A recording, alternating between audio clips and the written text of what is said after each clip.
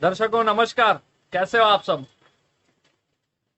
दर्शकों, एक दौर श्रद्धा के एक असाधारण कहानी में आप सभी का एक बार फिर से स्वागत करता हूं, जो धार्मिक सीमाओं को तोड़ देती है।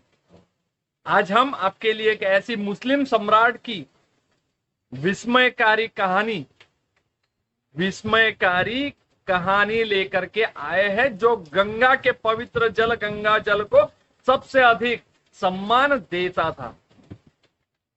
हमसे जुड़े क्योंकि हम एक बादशाह, एक सम्राट के उल्लेखनीय जीवन का पता लगाने जा रहे हैं दोस्तों, जो कुछ हिंदुओं से भी अधिक गंगा जल को महत्व देता था दोस्तों। भारतीय इतिहास के समृद्ध इतिहास में विभिन्न धार्मिक समुदायों के बीच सांस्कृतिक सद्भाव और आपसी सम्मान को कई उदाहरण देखे गए हैं दोस्तों। ऐसा ही एक उल्लेखनीय व्यक्ति सम्राट अकबर था, जो एक धर्मनिष्ठ मुस्लिम शासक था, जो अपनी धार्मिक सहिष्णुता और समावेशिता के लिए जाना जाता था। इस्लाम का अनुयायी था।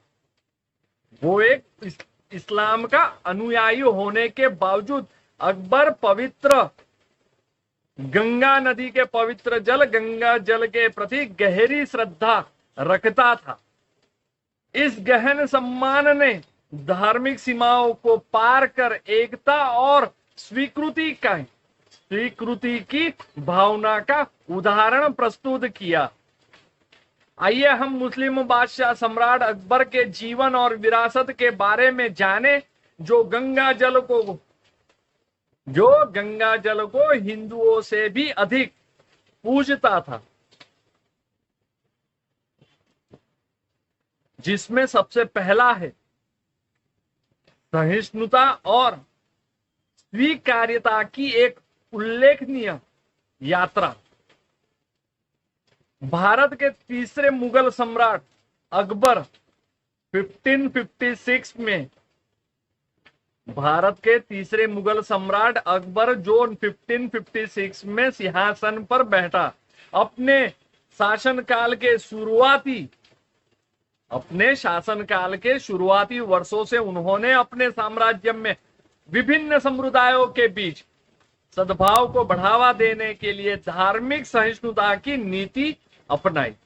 अकबर ने विभिन्न धार्मिक मान्यताओं और प्रथाओं को समझने और उनकी सराहना करने के महत्व को पहचाना, जिससे उसे दीन इलाही के नाम से जाने जाने वाला एक समकालीन धार्मिक आंदोलन स्थापित करने में मदद मिली। दूसरा है अकबर के लिए गंगा जल का महत्व। अपने इस्लामी आस्था के बावजूद सम्राट अकबर के मन में गंगा के पवित्र जल के प्रति गहरी प्रशंसा थी दोस्तों। गंगा जल, जिसे लाखों हिंदू पवित्र करने वाले गुण मानते हैं, ने उन्हें अकबर को आकर्षित किया। अकबर ने गंगा जल को धार्मिक अर्थों से परे आध्यात्मिकता और पवित्रता का प्रतीक माना। इस परिप्रेक्षक ने उनकी व्यापक सोच और विविध सांस्कृतिक और धार्मिक परंपराओं को अपनाने की इच्छा को प्रदर्शित किया। तीसरा है तीर्थ यात्रा और अनुष्ठान। गंगा जल के प्रति अकबर के प्रेम ने उसे गंगा के तट पर स्थित पवित्र शहर वाराणसी की कई तीर्थ यात्राएं करने के लिए प्रेरित किया। इन यात्राओं के दौरान वह व्यक्तिगत रूप से पवित्र जल एकत्र करते थे और इसे अपने महल में वापस लाते थे, जिससे विभिन्न अनुष्ठानों और समारोह के लिए गंगा जल की नियमित आपूर्ति सुनिश्चित होती थी। चौथा है एकता का प्रतीक। गंगा जल को गले लगाकर और इसे अपनी आध्यात्मिक प्रथाओं में शामिल करके अकबर ने सभी धर्मों के लिए एकता और सम्मान का एक शक्तिशाली संदेश भेजा।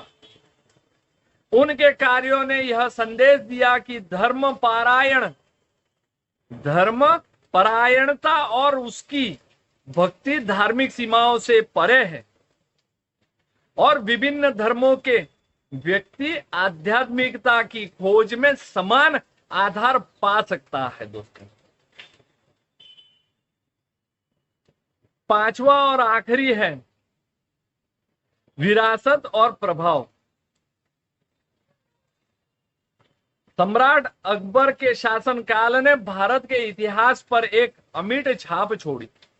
धार्मिक सहिष्णुता के प्रति उनकी प्रतिबद्धता और गंगा जल के प्रति उनकी श्रद्धा ने विविधता में एकता के सार पर प्रकाश डाला। दोस्तों, अकबर की प्रगतिशील मानसिकता और विभिन्न धार्मिक परंपराओं का सम्मान करने की उनकी क्षमता आने वाली पीढ़ियों के लिए एक मिसाल कायम करती है। दोस्तों,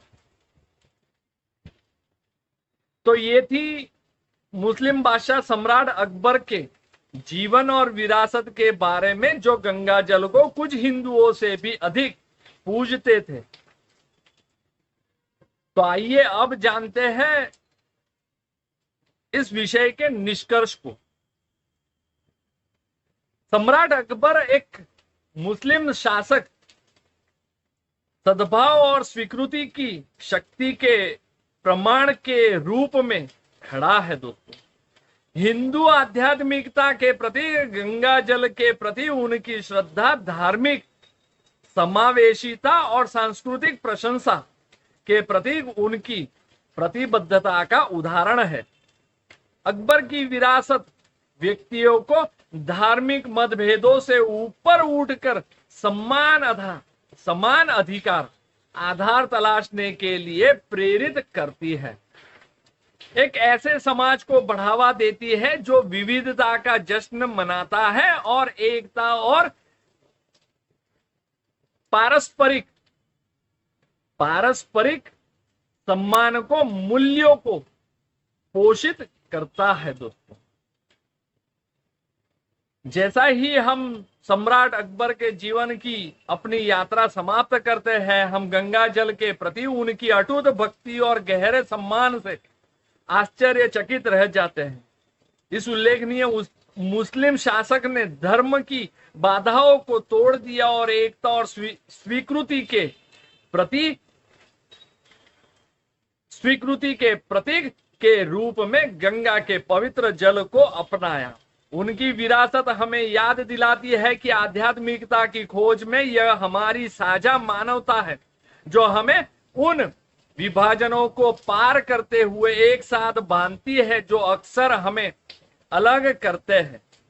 गंगा जल को अत्यधिक महत्व देने वाले मुस्लिम बादशाह सम्राट अकबर की कहानी हम सभी को विविधता को अपनाने और ऐसी दुनिया को बढ़ावा देने के लिए प्रेरित करती रहे जो जहां सम्मान और स्वीकार्यता कायम रहे। दोस्तों,